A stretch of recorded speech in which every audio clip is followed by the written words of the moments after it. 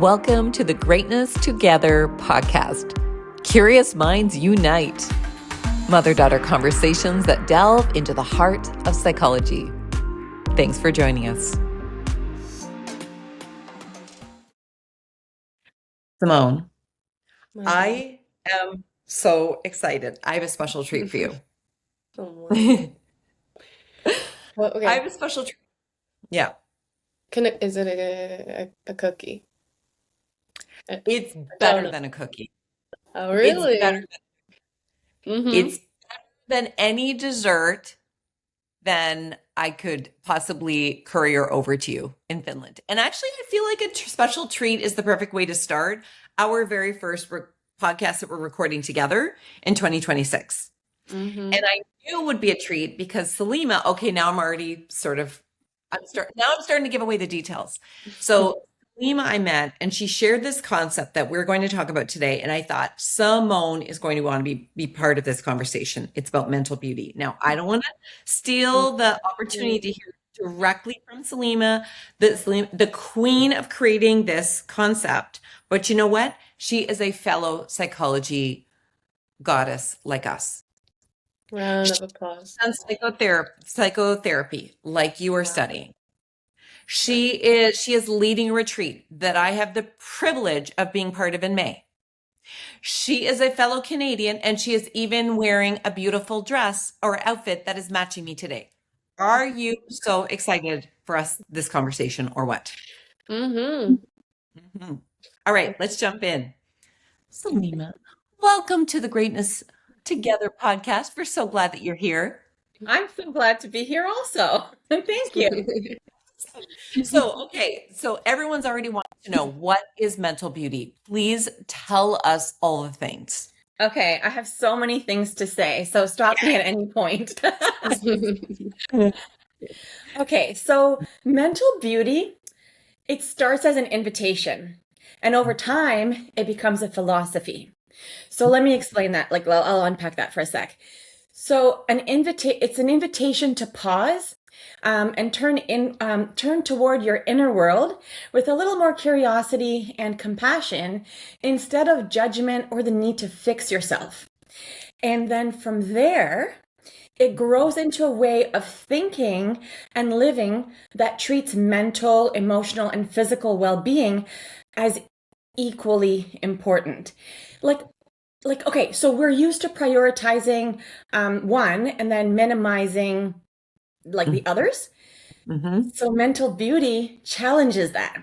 And so a big reason that I created this language was initially to help break down the barriers of mental stigma. And so, as you both must know, I'm sure you can agree here, words matter. And mental beauty, it gives a way into conversations about mental well-being that feels safer, less clinical, and less loaded with shame, if that makes sense. And then I want to say that it intentionally moves away from labels, like from thinking in terms of good or bad or strong or weak or right or wrong. Instead, it invites a more humane, more accepting way of seeing ourselves and each other. And then at its core, mental beauty is about full acceptance of yourself and of others. And when the acceptance is present, it's so beautiful. There's more harmony, and people don't have to hide parts of themselves or push through everything just to belong. Oh, I love that. And it makes me think of so many conversations that Simonne and I have been having. Simonne, do you remember our podcast not too long ago about slowing down? Mm-hmm. And what have you been noticing in other cultures? Because now you've lived last semester in Europe and this semester in Scandinavia. This concept of mental beauty that Salima is talking about probably is much more in line with what you've been experiencing in those other cultures than a typical North American approach. Would that be fair to say? Mm-hmm. No, absolutely. Even like, I don't know, the first thing I think of is like coffee culture. Like, we're used to going in the drive-through at Tim's and just picking up your double and heading out. But especially in the Netherlands, they have these like really nice just till coffee shops where you literally can't even buy like a to-go cup. You just like have to drink it there and you have to sit and you have to enjoy it. Like they always have these like patios when it's nice out with chairs like facing the outside so you can just sit and enjoy and Mm. I don't know, like be with friends and everything. Yeah, it's a lot. Almost like there's environmental sort of context in which mental beauty can flourish. Salima, does that sort of resonate for you that we have to create those spaces for that? Yes, but I also think that cultural context really matters here, right? So Mhm. in countries like Finland, like, and Netherlands, like, what Simone is talking about, they're what she's just described is like this tendency for the culture to be more, there's more normalization around rest and boundaries and social support. And slowness isn't always seen as a failure or something that's like you're doing wrong. And there's often more collective permission to prioritize well-being, like no drive-through, no takeaway cups, right? And Mm-hmm. I've also had experiences like in Australia and other parts of Europe as well, where that cultural context really does matter and how it shows up.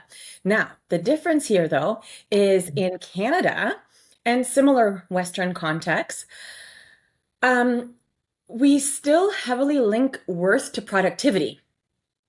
So So, true. so busyness is often worn as a badge of honor, True. right? But here's the part about mental beauty. Mental beauty becomes especially important in cultures where identity is tied to output. It it essentially challenges the idea that your value lives in how much you do, and it invites a more human relational way of being, because the idea is to encompass all parts of the self. So actually, this isn't even about comparing countries. It's about noticing how culture shapes nervous systems. Yeah. Yeah. And that just so lands, we were talking about, we did perfectionism, we talked about busy as a badge of honor and Yeah. getting rid of that. Oh my gosh, this is like the beautiful Coles Notes version of so much of what we've been talking about. Do you remember, Yeah. Simone, how we were talking about the generational differences on what your generation versus mine values when it comes to things like busyness? Mm-hmm.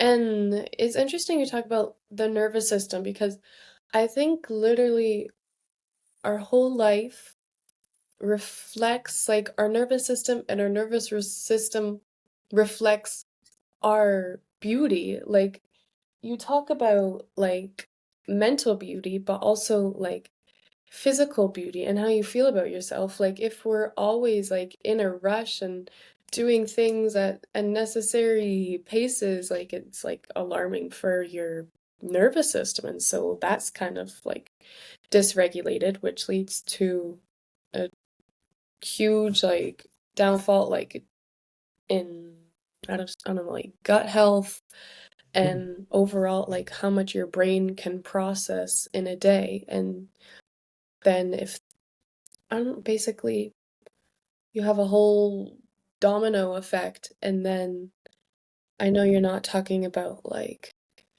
like I don't know, like face beauty, but it can even reflect in that. Like if your body is not doing what it's supposed to be, then there's gonna be like aspects that you know what I mean? Of course. And that's essentially what I was saying when I first started, which is like, Mm-hmm. physical health and mental health are not meant to be seen in silos, right? They're meant to Mm-hmm. be, um, you know, you know, it's supposed to be interchangeable. I mean, we all know that, when your physical health is not doing so well, it can impact your mental well-being. And if your mental well-being is not doing so hot, then your physical health is also going to also take that dip and decline. And in fact, I was just thinking about something, even though mental beauty grew out of my work in mental health, mental beauty applies far beyond that, right? So like it shapes the way how we live, how we lead, how we respond to pressure, and how we create emotionally safe spaces in our relationships, in our workplaces, in our communities. Um, but I think it's all those things. And then, Simone, I know you're trying to talk about the generations and and just from that context, and how different generations might view some parts of this concept and how the concept can be extended. And I'm thinking from the angle of, you know, overall, generationally, Sarah, maybe you might say as well that we're seeing a shift. So something like that I can point out is like older generations, they often learned that strength meant endurance. So, pushing through and not naming needs, not slowing down, the hustle, the grind, the whole, running a mile a minute, like must get done, must get done. And self-sacrifice was often equated with virtue. And younger generations are questioning that narrative now. They're more willing to talk about mental health and to talk about boundaries and emotional honesty, like what they're actually feeling. But the thing that I'm noticing is that they're also inheriting systems that still reward burnout, right? So mental beauty becomes a bridge between generations. That's how I see it. It doesn't shame resilience or working hard. That's not what we're saying, but it actually contextualizes it. It asks something really important. Two things, actually. It asks, what did survival require then? And what does sustainability require now? So mental beauty honors, what came before while making room for something healthier moving forward. I guess, I hope that makes sense. Yeah. Yeah, Mhm. it does. We had such a beautiful conversation with the Dr. Jennifer Russell, who was the lead physician in the province of New Brunswick during COVID, and her daughter watching the grind that put on her, and Simone watching me having to completely pivot, rebuild my business during that time, and their reflections of having experienced their mom, seeing that, determining for themselves, what do I choose? Knowing what I saw, what they experienced themselves, but also seeing how the world, we individually, and how the world reacted.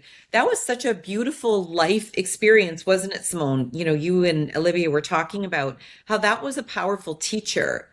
And I'm curious, Simone, about, that concept around a bridge to the generations.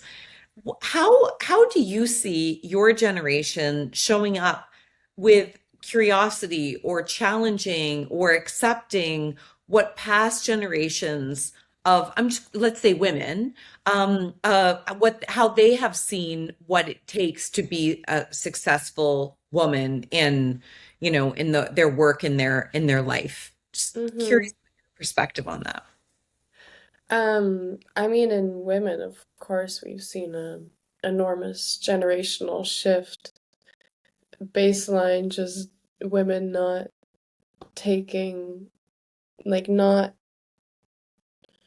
taking on, how do I word this? I mean, it wasn't extremely equal or safe necessarily for women back then, but now women are really standing up for themselves and saying, "Yes, I am going to go to school. No, I'm not going to stay at home. Yes, I'm going to do all these life-changing things that women a couple generations ago wouldn't even dare to do because they'd put their life and marriage or whatever at risk." Um, but yeah, the education system and occupational system is really taking a change because women are just going for it, not letting anything get in their way, and it's being not not completely accepted because there will always be doubters. But for the most part, women are going through with it because the majority of people are on their side because the generations have changed, you know what I mean? Yeah. That your Well, question? I think that I think one of the things that I've learned so much about you and through you. And I think this is where it's really powerful about mental beauty is that I feel like your generation, Simone, is the first one that's saying that having it all doesn't need to be meaning sacrificing it all, right? Would Salima, would you say that that's part of the pivot is that for you to have a beautiful life, it does require self-compassion. And rather than it's how I thought it was, what's the trade-off? It's what I've learned so much about Simone through her friends is around like, what if you didn't have to trade it all off? What if you could build your life by design and enjoy it and not have to like survive through this phase in order to have the kind of work and personal life and adventure and be this whole person? You don't have to wait until retirement or wait until you've had kids or wait until you're married. And what if you could have it like, Yeah, I yeah. mean that's I mean a great way of, doing the pivot in your mind, Mhm. right? And mental beauty itself is a shift in a way of living. So it's like, going back to the idea of, it being full acceptance of yourself and others. So if you're really fully accepting your full self, it makes it so much easier and so much more tender to accept other people where they're at. So when the judgment kind of falls away, um, you can do what you want, but without all the noise, right? And you'll also be okay with people doing what they're doing, regardless if it impacts you or not, regardless if it's something that you care about or not, or and even if you do, it's still their business, not your business. But there's no more scrutinizing or judging or thinking about it from any angle other than, I do me, you do you, and that acceptance kind of just overrides it all, right? And I don't know if all of that acceptance is happening in the workplaces. I think that there's this, like, it's so funny. Somebody was saying just last week, we're looking for an intergenerational speaker. We're having problems with different generations. So I'm not so sure if the world is fully accepting and ready for this compassionate, like, space. Are you experiencing the same thing? I mean, yes. I mean, you know, mental beauty, it's actually quite relevant right now, exactly for the points you're bringing up, because Mm. we're living in the aftermath of collective exhaustion. Mm. So burnout, anxiety, emotional depletion, Sarah, are no longer edge cases. They're Mm. becoming like the norm. So especially for high achieving professionals and leaders, what we're seeing isn't a lack of resilience. It's the cost of systems that reward self-sacrifice, emotional suppression, and constant output, right? So that's what you're talking about, right? And so mental beauty becomes relevant here at this point because it challenges the idea that pushing harder is the solution. And it actually reframes burnout not as a personal failure, but as communication from your body, like from the body, communication from the nervous system, communication from the psyche. And right now, people aren't just asking the question of like, okay, so how do I cope? Mm. It's tapping into a different space now. They're asking, how do I live differently? And so mental beauty offers a language for that shift. And that's why I want to bring mental beauty in as many spaces as possible, because clearly the workplace, I think, could benefit from having this kind of language at the outset, because language matters, words matter. Yeah. And I feel like you're creating a container, like you have the retreat. So you have this opportunity in this context that you've created. So maybe the listeners would like to hear like what was your thinking around needing to maybe purposely design a place in which to have these conversations, given that this doesn't necessarily exist. When you have a culture or a particularly certain industry, collective exhaustion is still very much rewarded. I'm thinking of, let's say, the legal profession, Oh, there's so many so professions, many. like there's so many.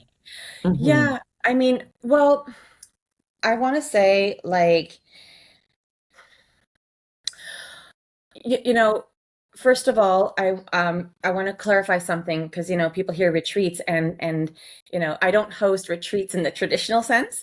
Yes. I host retreat experiences, meaning hyphen treat. So retreating with the hyphen is about learning how to pause within life, not escape from it, right?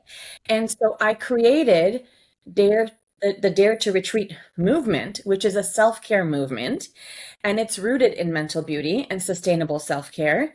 And so these retreat experiences, I would say these are curated, intentional experiences that are designed to help people slow down, reconnect with themselves, and learn what sustainable self-care like actually looks like in real life, not just a theory or an idea, like how it actually unfolds for each person. And it might be different, right? And so it's not, so these experiences are not about like disappearing for a week or a few days or a day or for a period of time. And for fixing yourself. They're actually about relearning how to live, lead, and relate differently. And I would, I want to say that, in May, at the end of May, the event that I get to have you present for, of course, it's going to be our flagship event, but it's especially designed for people who are high functioning on the outside, but quietly are carrying a lot on the inside, and who are maybe ready to lead and live in a more humane and sustainable way, you know? And so daretoretreat.co is the website where people could actually learn about the whole context and what it's all about, .co, so .co, so daretoretreat.co. I mean, if people want to learn about the actual event, like at the top of the page, there's like a upcoming experiences section, and then, people could click on it, and there's, I think, a button that says learn more or register. And that's where you can get all the ticket or the details, and you'll see Sarah all over it. I'll be there. Like there's going to be all kinds of stuff that's for both of us. But I want to say that there's a couple of things that I am thinking that are important to mention, if it's okay.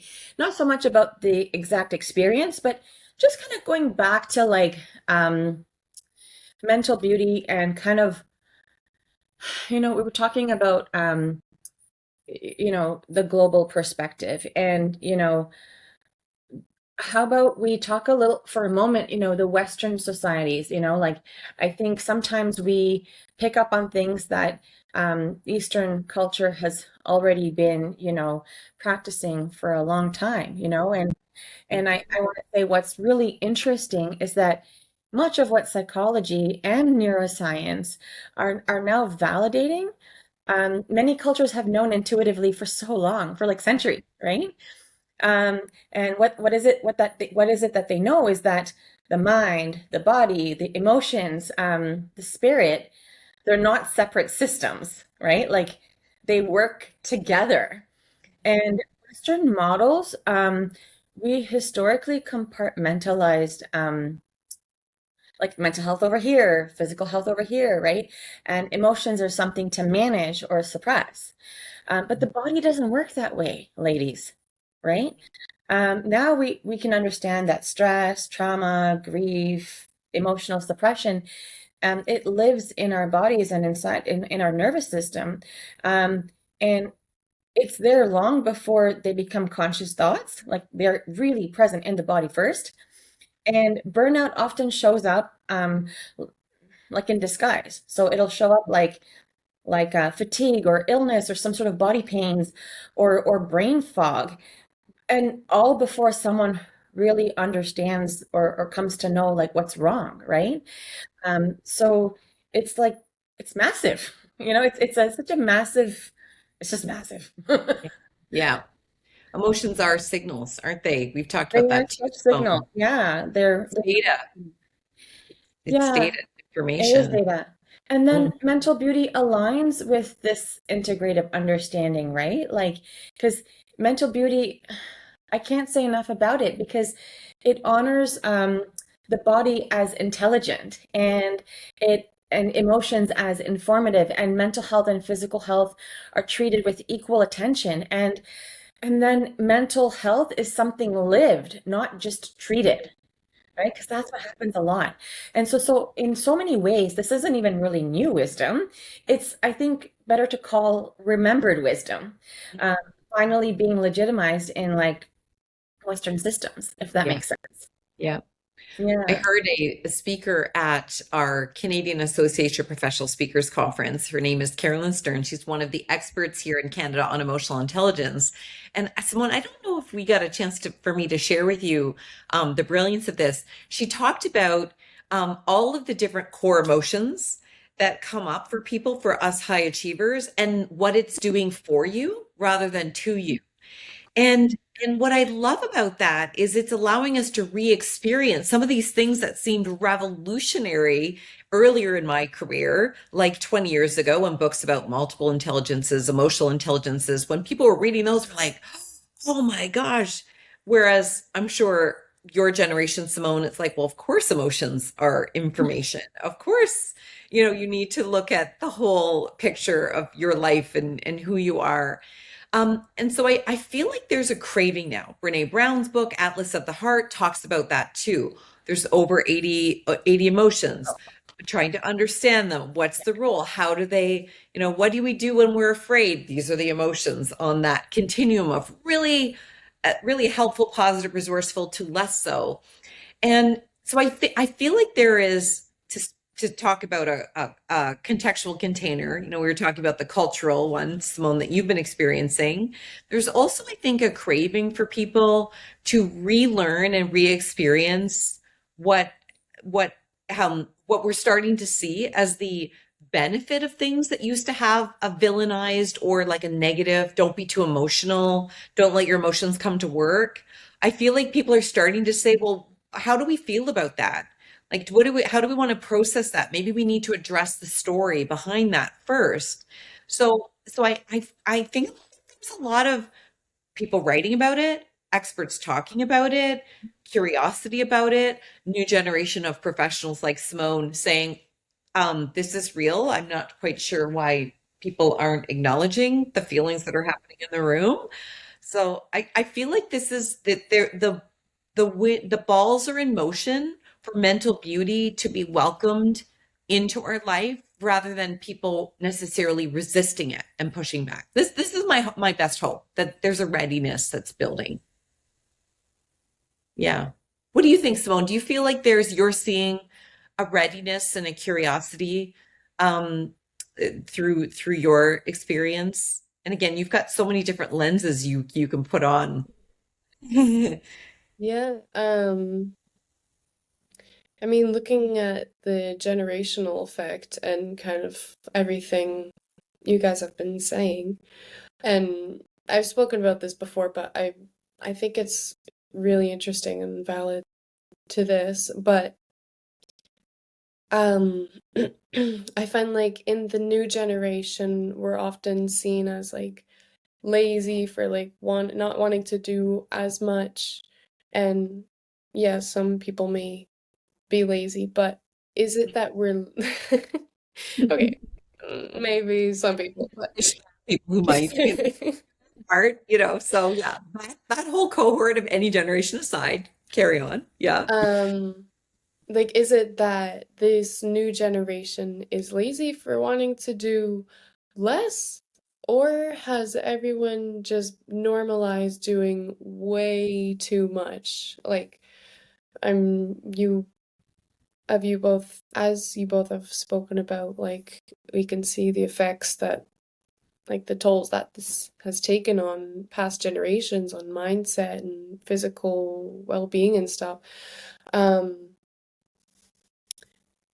but I feel like there's, I don't know, I don't want to say less expectations, but just like, I don't know, people want to do less these days. The new generation wants to do less, and it's working for people in like who feel that, because I don't think there's many people of this generation who experience burnout just as much as past generations for the reason. of doing less, you know? I wonder, I think what I'm hearing you saying is that it's not that people choose to do less, it's that they choose to not be unwell. They choose to not show up in their work, in their school, in their relationships with a willingness to burn out, sacrifice to the point that it's unhealthy for them, that they're making intentional choices. Is that fair to say that your generation is saying, I want to build my life by design, and that may mean that I am not going to work 60 hours a week, that I'm not going to go for the manager job or be the senior leader, that I do want to take my vacation and not just have it keep banking the way other people might never take a vacation. I am actually going to take my weekends off. Like, would that be fair to say that it's like there are some maybe boundaries would be the word to use? Yeah. Hmm. Yeah, but I want, like, if someone does like studies on this and sees and reviews like the well-being of someone of um a past generation versus future, I'm sure like the physical and maybe even mental well-being would be elevated in this generation for that lone fact, you know? Yeah.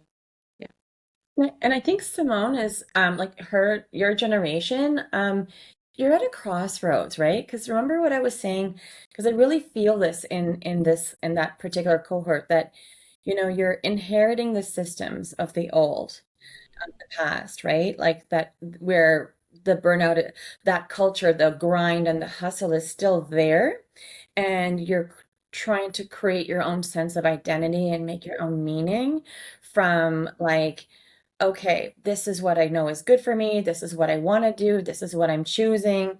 Oh, that doesn't sound good to me. Like, why would I do that to myself? Like, Hmm. that doesn't, like, why would I put Hmm. my body through that? Like, who does that? Why would I Hmm. not sleep tonight? Right? So I think that like your generation also has language to even, and language to even use to express, oh, this doesn't feel right. And the generations that came before us, they didn't have language for all of this now. So I think language helps, and I think that goes back to why I really believe language matters so much. Words matter, and so let's encourage people to use the words and the language of what we desire in our societies, right? Like, Hmm. And I will Absolutely. tell you that Simone and her brother, Justin, have been really good advocates throughout my lifetime with them because their cue to me where I needed to take a hot minute and like a hot minute would be, Mom, do you need to go have a bath? Have you gone to a yoga class? And even at 6, 7, 8 years old, they could tell when I was burnt out, exhausted, not performing at my mhm, best. Nobody told me when I took my first manager job that I mhm, needed to work longer hours and work Sundays.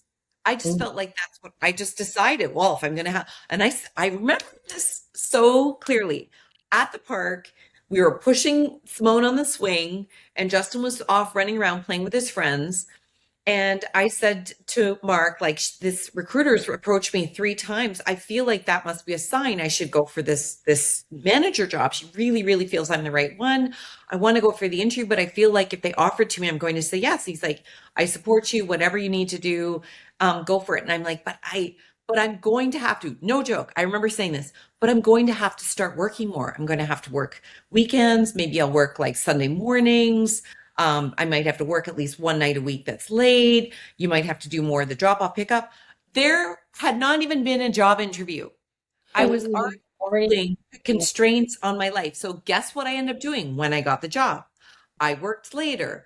I took extra courses that nobody said that I needed to take, which meant that Mark had to drop kids off at 2 different locations in 2 different cities an entire week. And then every Sundays I was working. Honestly, nobody told me I need to do that. And my kids would be the ones who'd say, not, Mommy, why won't you play with me? Or Mommy, you're being so, like you're not really tuned in with your emotions. They would just be able to tell right, Mom is not doing well. They right. loved in playtime with dad, right, Simone? On Sunday mornings, you guys would go grocery shopping, you'd take your time, you'd go to a pet store, you have little adventures. It actually was probably way more fun for you on Sunday mornings because you'd go off and do an adventure. Well, fun for me. But the person you come home to would still not be a very resourceful person. So usually by Sunday night, you guys would say, why don't you go for a bath? Right, Simone? Do you remember that? You and Justin will still say to me, Mom, you don't need to work so hard. Or Mom, like maybe just take a break. Maybe just take a weekend. Mom, have you taken time off? When was the last vacation you had? You guys have always been my best radar when I am not honoring my mental beauty. Yeah, they are your self-care radar, They right? are. And They you are. touched on something really important, like two things that came to mind, right? So one thing that you mentioned is before even having a job offer, you already curated and designed what you thought is the thing you're supposed to do. So you Right. thought that's what I have to prepare my body and my mind and soul for, right? Like this is what I have to do. Yeah. And so any employer will see that as enthusiasm. Okay, great. And think about it. Anytime someone offers you a chocolate or you offer someone a chocolate, sure, okay, I'll have one. Maybe Mhm. they don't need it, but they're perfectly fine accepting it, right? So as much as output you're willing to give on your own terms, your own volition, um, people are going to accept it thinking, oh, well, if it's a problem, they wouldn't do it, right? Like that's the automatic mindset that's part of that, that's built in there. Um, and so people don't know.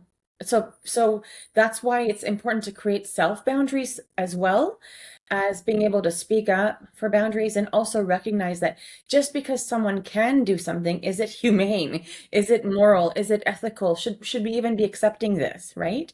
I had a team member recently emailing me at different times of night and then later on saying, respect my work boundaries. And I was like, okay, of course, but like who told you to like we're operating on a certain timeline, so I have things that need to get out to you. That's my working hours, and I'm not expecting you to then respond to me in the middle of the night. Like, no, right? Like, so I said, like, just because you're seeing communication doesn't mean that you need to respond right now. I'm not demanding that from you. So let's be clear, right? Like I operate in this way and you respond in your timely way, but in your working hours, right? Mhm. And so it's so important. And the other thing I was going to say is this is going back to the workplace conversation about what can be, that workplace culture. One of the things I notice is that oh, I have to earn my vacation days. I have to earn my sick time or what is up with that, right? Mhm. Earning.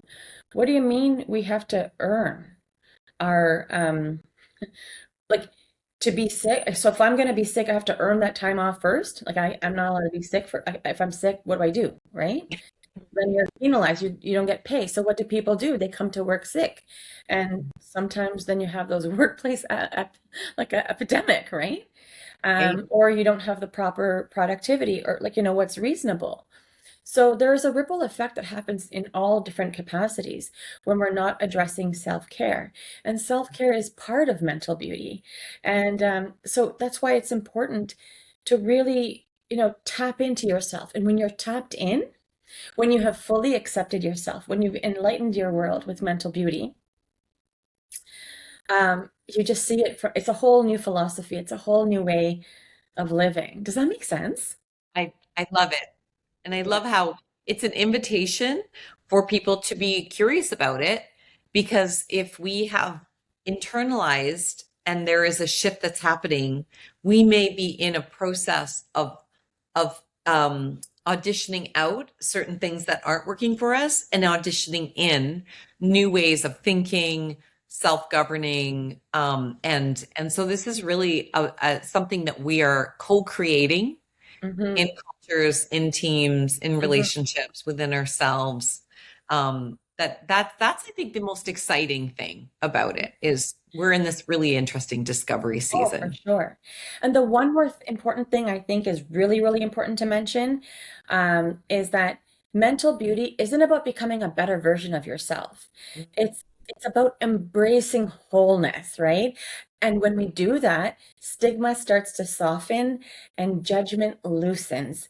And we make more room for the honesty and we make more room for connection and care, both within ourselves and with others. So I think that's the crux of it. That. What a powerful truth that you just dropped. And I'm so glad that you shared that piece as well, because that just like I just felt a lightness when you Mhm. shared that. So I think it would be really scrumptious for our listeners is if we identified what is a really juicy nugget we're all going to take from this delicious conversation. Um, I I'm still percolating on my nugget. So, Simone, Salima, what's your nugget? What's the juiciest thing you're taking from our conversation? Go for it, Simone. I want to hear.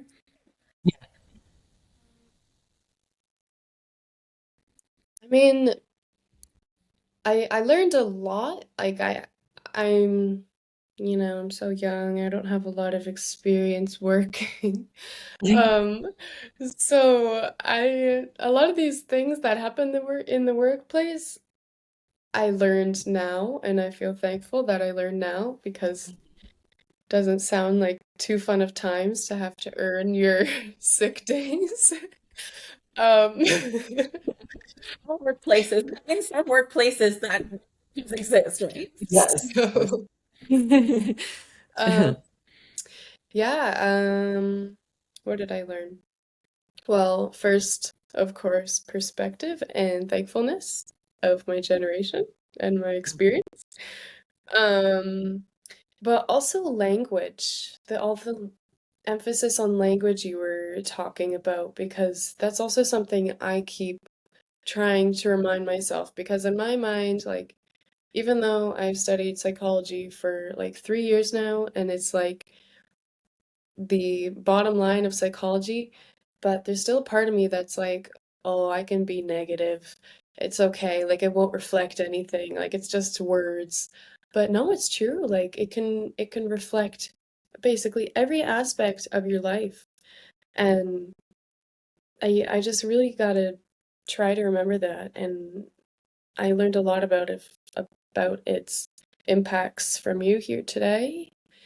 Um, so yeah. Language, positivity, self-love. My nugget. Yes. For me, I would say, I mean, mental beauty is my baby, so it's kind of hard for me to say what's one golden nugget. But what I would say was the golden nugget for me is in this conversation, the gentleness and how mental beauty was received. So it's encouraging that these conversations need to keep being held. And of course, on my podcast, Dare to Share Your Untold Story, every guest gets to talk to me about what the mental beauty rethink means to them. So I have been having conversations with people, but this was a different conversation where we got to tease it out in so many different ways. And given that it was so well received, it tells me that, yeah, it will be well received. I mean, there's probably going to be people who may not be like, oh, what's she talking about? What's that thing she uh, Mhm. but that's kind of like with anything you do in the world, right? Like, but if you know your truth, then go live it. And so I feel like that's what I was sharing here in this space, and it was received so well. So it kind of echoes and anchors like, go live your truth, and live your truth, be your truth, and then go share it. And if if this is your path, then keep the path going, right? And so Mm. mental beauty all the way. I'm going to spread it far and wide, and I hope you ladies are able to, spread it far and wide as well. Mhm. All the way in the Netherlands, It's right? She's in the Netherlands, so go spread it over there. well, For sure. it'll reinforce what they're already maybe, thinking, and have that beautiful context why in Finland they're one of the, if not the happiest country in the world right now, according to studies. I think the most important thing that I am taking from this conversation is the concept of mental beauty pulling in so many pieces that seem like individual important pieces, and it brought them together. Compassion, self-care, the physical health, the Eastern, Western, bringing those lessons together, bringing space for the intergenerational integration versus differences. It's learning from each other in this quest really to have relationships and contextual spaces, whether it be a workplace, a community space, a home base, where mental beauty is a priority, and that everyone not only can, everyone deserves to have that. That is a place of when we are in a culture where we are privileged, let's let ourselves benefit from that privilege by not frittering away the health and well-being that we should be able to count on, because we are so lucky. And mental beauty, I think, is an invitation back to fully embracing that and letting our health, our well-being, snuggle together in harmony. And that concept of mental beauty fits in every context that we're in. Yes. So I'm so grateful to know about it, to know you, to be part of your event, where people who really are on this quest to fully bring it in, and that they don't just need a little escape for one day, that they're bringing it into their life more And that's the holistically. work, right? Like that's the big work. And I heard you say the word deserve. I'm just going to put it out there that it's your birthright. Deserve Yes. means you have to work for it. It's your birthright. Yeah. Yeah. Right. Power of language, right, Simonne? Power of language. Love it. It is our birthright.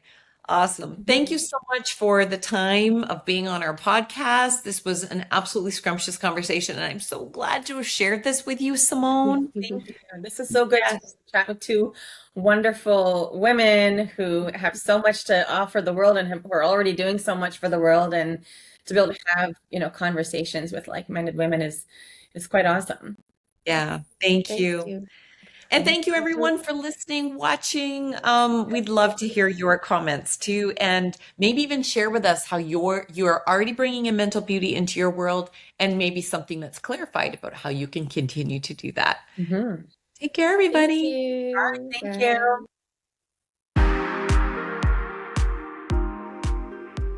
Thanks so much for joining us for the Greatness Together podcast.